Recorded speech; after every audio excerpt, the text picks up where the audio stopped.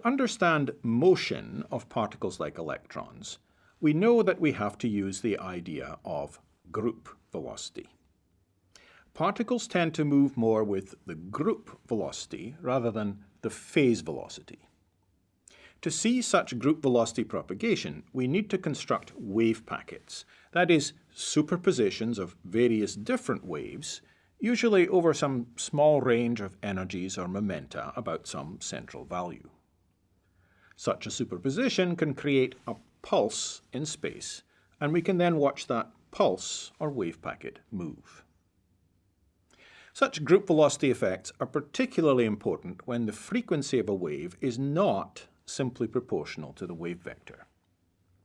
In the situation near some energy minimum in a band, the energy, and hence in quantum mechanics, the frequency, is more likely proportional to the square of the wave vector magnitude. So such group velocity effects are going to be very important. Now we're going to look at what happens to a wave packet in such a situation where the energy is proportional to the square of the wave vector. This will allow us to deduce the idea of effective mass. So let's look at a wave packet. Remember, a wave packet is just a linear superposition of different energy eigenstates, as one way of describing it, and here our energy eigenstates are going to be the different Bloch states in the crystal, some combination of some of those. We're using Bloch states because those are the energy eigenstates in a periodic potential. Since we're going to consider the time evolution, then we need to add in the time varying factor that goes along with every energy eigenstate. And we'll need to do that for each component in the superposition, each of which has its own eigenenergy. So here then we're going to consider a wave packet that's a superposition, here's some coefficients, a sum over different possible k values, of various Bloch functions. So our unit cell function, our propagating wave with this given k. And as I said, because these are energy eigenstates, when we want to look at the time behavior, we also have to introduce our time varying factor, e to the minus I, the energy times t divided by h bar. And of course this is different for every one of these Bloch states in general.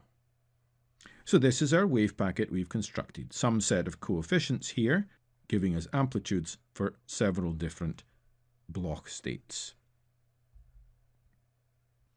Now, we've restricted this superposition to states only within one band, so we only have this one index here. In principle, we can have Bloch states in all sorts of different bands, in which case all of these would actually be different unit cell functions, but we're only talking about one band, so we just have this one index, k here. And we're going to make the further assumption that this superposition is only from a small range of k states, in this case near k equals 0. This is what can be called a slowly varying envelope approximation, since it means that the resulting wave packet does not vary rapidly in space, at least this part of the wave packet in each Bloch function is not varying very rapidly in space. So the envelope that results from the summation of all of these envelope propagating waves is not something that's going to vary very fast as we change position. Because of this restriction to a small range of k, we can presume that for all of the k of interest to us, all of the unit cell functions are actually going to be approximately the same.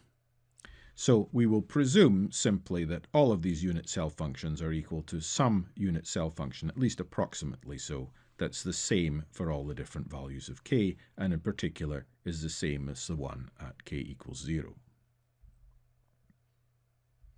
Hence, we can factor out this unit cell part, writing the total wave function as a unit cell function times an envelope function. And the envelope function now contains everything we had before in the sum, but with this unit cell function taken outside the summation and put in here instead. Now we can differentiate with respect to time. And doing so, we will construct a Schrödinger equation for this envelope function. So let's see how that works. We're going to take our envelope function and we're going to differentiate it with respect to time. And because we want to construct a Schrödinger equation, we're going to put an IH bar out in front here. So we've got an IH bar times the time derivative of this entire envelope function wave packet. So that will give us some result as we see over here. We will bring down the energy from the exponent. The derivative will take it down and put it down in front here. And we also have a minus I, which multiplies out with the I we had out in front.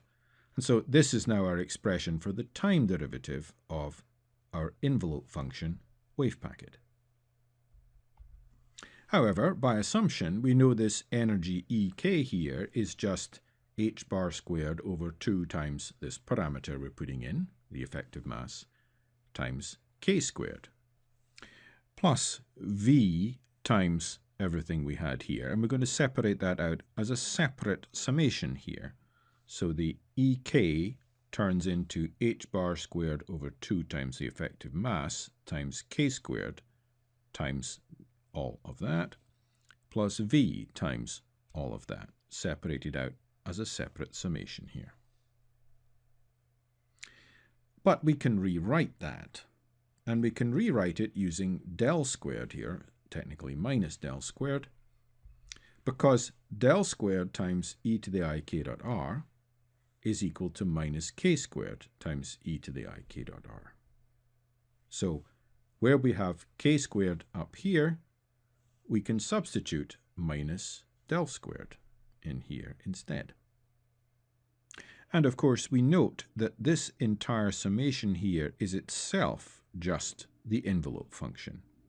So we can substitute in here by just writing the envelope function when we move down to this line. We can take this minus del squared outside the sum because it's the same operator for every term in the sum. So then we have minus del squared times that entire summation here. But this entire summation is itself just the envelope function. Hence, we've managed to construct a Schrödinger equation for this envelope function. Here it is. We have our IH bar d by dt of the envelope function is equal to everything we see here. This is minus h bar squared over 2 times the effective mass del squared of the envelope function. So here's that. And we have our v times the envelope function, and we put that down here. Now, I've introduced an r in here, and I'm going to explain that shortly. But what we've done by considering this time derivative of the envelope function is we have managed to construct what is a Schrödinger equation for the envelope function. And that Schrödinger equation has this effective mass in it. So we can approximately treat the electron as a particle with an effective mass and a wave function given by the envelope function. Now, this is not really the wave function of the electron, it's really the wave function of the envelope function. But that envelope function is behaving as if it obeys a Schrödinger equation with an effective mass in it. So if we're only thinking about the envelope function, we appear to get a particle that has an effective mass and that obeys a Schrödinger equation. In this equation here, all of the details of the periodic potential and also the unit cell wave function details have all been suppressed. Their consequences are all contained in this single parameter, the effective mass.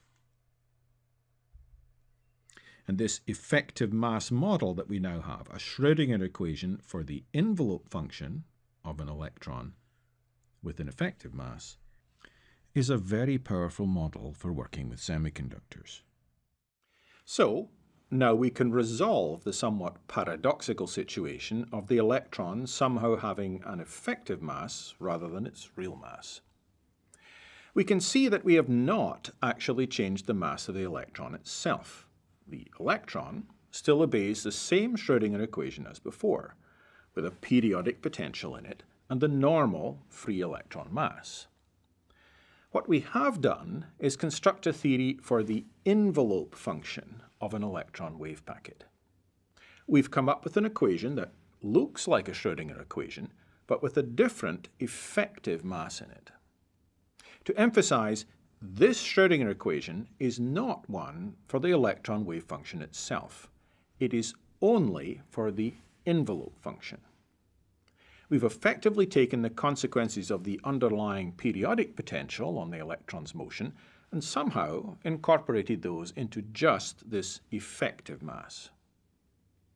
Note that our Schrödinger equation for the envelope function no longer has this periodic potential in it. One way of stating what has happened here is to say that we have some kind of quasi-particle, which is the effective particle that obeys our new envelope function wave equation. If we wanted to be rigorous, we should not really refer to this quasi-particle as an electron. We should give it some other name, perhaps a quasi-electron. However, as a practical matter, workers in solid-state physics just refer to these quasi-electrons as electrons, and just say as a convenient form of words that they are electrons with an effective mass different from the free electron mass. As long as we understand the underlying physics, we just accept this terminology for convenience. This effective mass model turns out to be very useful in solid-state physics and in its application to a wide range of electronic and optoelectronic devices. Note that in the Schrödinger equation we are now writing for the envelope function, we have allowed the energy of the band at k equals 0, that is, the potential V, to vary with position r. We can argue that this is allowable if the changes in that potential are very small compared to h bar squared k squared over 2 times the effective mass, and over the scale of a unit cell and over the wavelength 2 pi over k. Now, we should be honest here that in our derivation here of the effective mass Schrödinger equation, we've not actually justified this change to a potential V that varies with position. The V here in our equation was just introduced as the energy of the bottom of the band or of the parabolic region of the band that we were looking at. And actually, if that potential changes with position, then we no longer even have a truly periodic structure. The potential energy is then different in different unit cells. So any crystalline theory is strictly not quite legal here. Here we are making what we could think of as a change from a theory, which we might regard as being something that is somewhat fundamentally correct, to a model. In this sense, we can think of a model as being something we know is not necessarily quite correct in a fundamental sense, but that is nonetheless a useful, simplified view that is good enough for showing behaviors in some limited range of circumstances. Consider, for example, a child's doll. A doll is a good enough substitute for a human being for various purposes, such as role-playing games or practicing dress sense. But it may not even agree with key features. For example, its knees might not even bend. A doll is a model of a human anatomy, not a theory of it. I should also say that this kind of distinction between a theory and a model is not one that is rigorously obeyed in the uses of either of these words. But there is a distinction in much of science and engineering between at least the two kinds of ideas we're discussing here. And with this effective mass idea, which of course we often actually refer to as a theory, we get the approaches that certainly fall into the category of something we know is only approximately true, but is practically useful in a wide range of important situations in materials like semiconductors. We may even add things to the model that actually have little or no justification other than that they work in practice. We're going to make exactly such an addition below, when we look at how we're going to model semiconductor heterostructures.